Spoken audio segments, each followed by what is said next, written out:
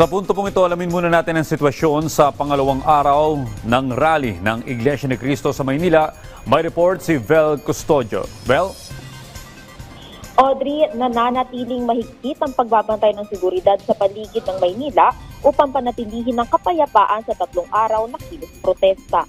Nasa 20,000 ang ipinadala ng PNP personnel mula NCR at sa mga karatig na rehiyon. Ayon sa National Capital Region Police Office kahapon, generally peaceful ang Metro Manila sa unang araw ng kilos protesta. May mga medical personnel din sa paligid ng Luneta at sa mga gilid ng kalsada patungo rito.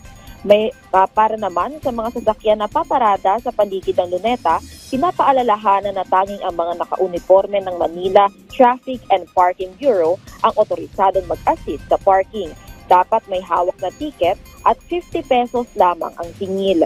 Para naman sa mga babiyahe ngayong Lunes, sarado na rin ang mga kalsada sa northbound lane na President Quirino Drive, north at southbound lane na Bonifacio Drive mula Anda Circle, Independence Road, pati sa Padre Burgos Avenue, Finance Road, Maria Orosa Street, Calao Avenue hanggang Taft Avenue. Suspendido naman ang face-to-face classes ngayong araw sa Manila kasunod ng 3-day peaceful rally. Nag-shift muna sa alternatibong online learning mode ang ilang mga eskwelahan. Para naman sa lagay ng trapiko, kung ikukumpara kahapon ay mas maluwag na ang kalsada dito sa Maynila sa bahagi ng Espanya hanggang Quiapo. Pero sa mga oras na ito, traffic pa na pagdating sa Manuel L. Quezon Memorial Bridge hanggang sa Loton. Balik sa iyo, Audrey. Maraming salamat, Vel Custodio.